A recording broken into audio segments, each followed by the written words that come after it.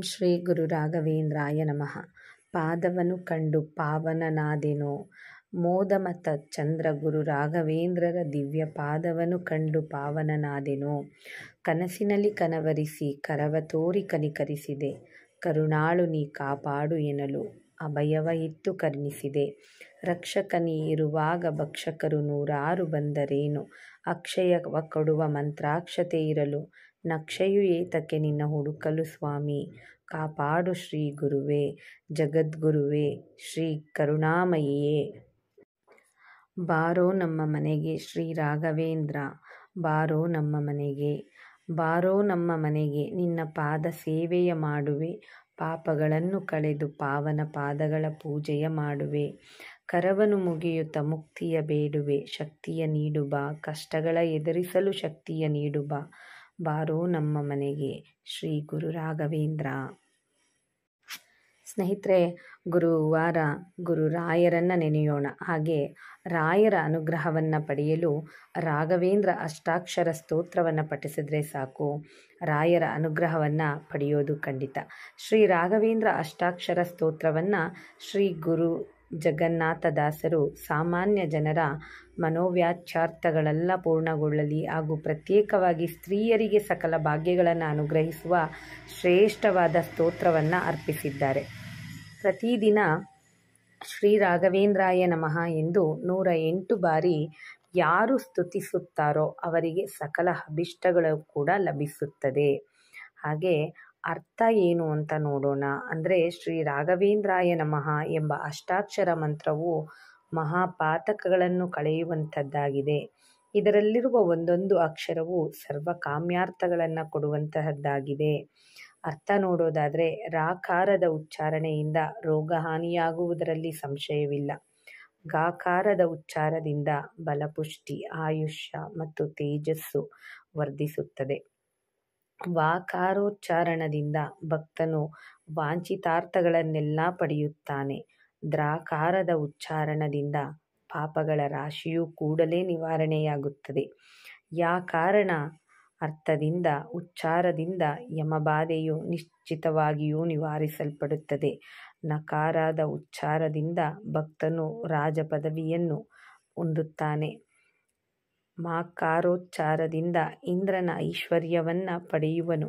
ಈ ರೀತಿ ಶ್ರೀಮದ್ ರಾಘವೇಂದ್ರ ತೀರ್ಥರು ಗುರು ಸಾರ್ವಭೌಮರ ಹೆಸರಿನ ಮಹಾತ್ಮೆಯು ಹಿಂದೆಂದೂ ಕಾಣದಂತಹ ಪರಮಾಶ್ಚರ್ಯಭರಿತದಿಂದ ಒಳಗೊಂಡಿದೆ. ತನ್ನ ನಾಮಸ್ಮರಣೆ ಅಷ್ಟಾಕ್ಷರ ಮಂತ್ರವನ್ನು ಸ್ಮರಣೆ ಮಾತ್ರದಿಂದಲೇ ಸರ್ವಾಭಿಷ್ಟವೂ ಲಭಿಸುವುದು. ಆದ್ದರಿಂದ ಗುರುವರ್ಯರ ಪಾದಗಳನ್ನು ಆಶ್ರಯಿಸಿದ ಭಕ್ತನು ಈ ಮಂತ್ರವನ್ನು ನಿತ್ಯವೂ ಭಕ್ತಿಯಿಂದ ಪಠನೆ ಮಾಡಬೇಕು. ಶ್ರೀ ರಾಘವೇಂದ್ರಾಯ ನಮಃ ಎಂಬ ಇತ್ಯಾಷ್ಟಾಕ್ಷರ ಮಂತ್ರತಃ ಅನ್ನುವಂತಹ ಈ ಶ್ರೀ ರಾಘವೇಂದ್ರಾಯ ನಮಃ ಎಂಬ ಅಷ್ಟಾಕ್ಷರ ಮಂತ್ರವು ಜಪವನ್ನು ಮಾಡುವುದರಿಂದ ಭಕ್ತನು ತನ್ನೆಲ್ಲ ಅಭಿಷ್ಟಗಳನ್ನು ಪಡೆಯುವುದರಲ್ಲಿ ಸಂಶಯವೇ ಇಲ್ಲ. ಯಾರು ಶ್ರೀ ಗುರು ಸಾರ್ವಭೌಮರ ಸ್ತೋತ್ರವನ್ನು 108 ಬಾರಿ ಪಠಿಸುವರೋ ಅವರಿಗೆ ಗುರುವರ್ಯರ ಅನುಗ್ರಹದಿಂದ ಸಕಲ ಕಾಮನೆಗಳು ಕೂಡ ಸಿದ್ಧಿಸುತ್ತವೆ. ಈ ಅಷ್ಟಾಕ್ಷರ ಮಂತ್ರದ ಮಹಾತ್ಮೆಯನ್ನು ಯಾವ ಭಕ್ತನು ಸಂಪೂರ್ಣವಾಗಿ ತಿಳಿಯಲು ಸಮರ್ಥನಾದನು. ಈ ಅಷ್ಟಾಕ್ಷರ ಮಂತ್ರ ಪಠನೆಯಿಂದ ಮಾತ್ರವೇ ಸರ್ವಾರ್ಥಗಳ ಸಿದ್ಧಿಯಾಗುತ್ತದೆ. ಬೇರೆ ಮಾರ್ಗದಿಂದ ಅದು ಸಾಧ್ಯವಿಲ್ಲ.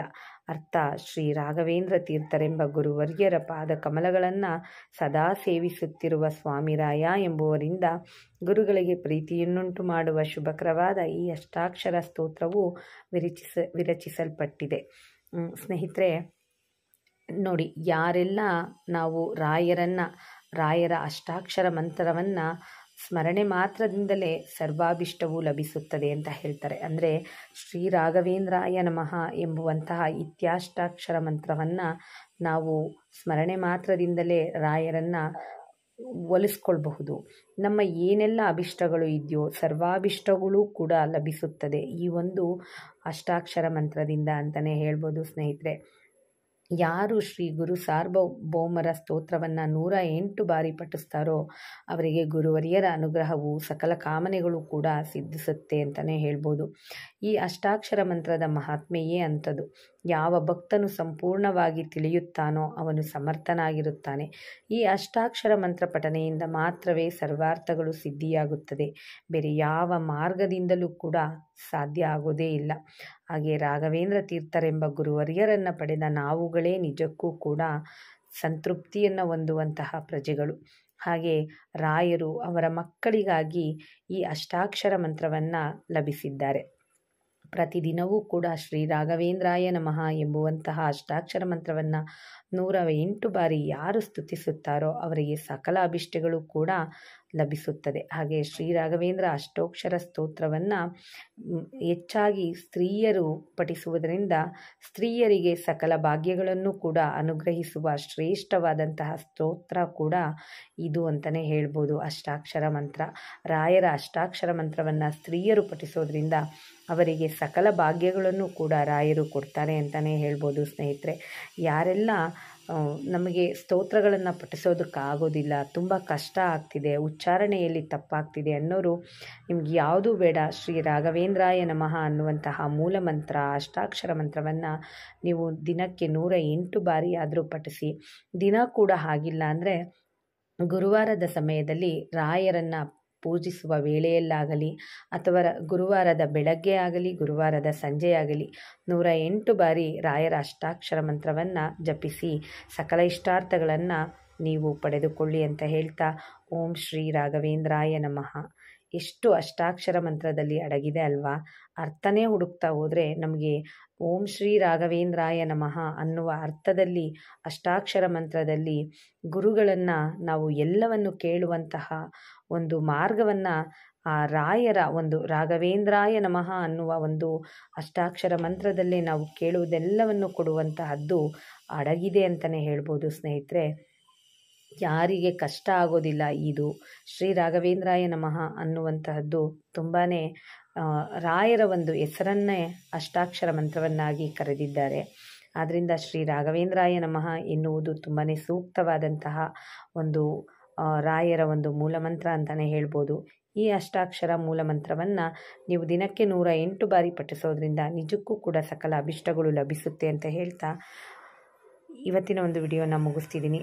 ಈ ವಿಡಿಯೋ ಯಾರಿಗಾದ್ರೂ ಇಷ್ಟ ಆಗಿದ್ರೆ ಲೈಕ್ ಮಾಡಿ, ಕಮೆಂಟ್ ಮಾಡಿ, ಶೇರ್ ಮಾಡಿ ಸ್ನೇಹಿತರೆ.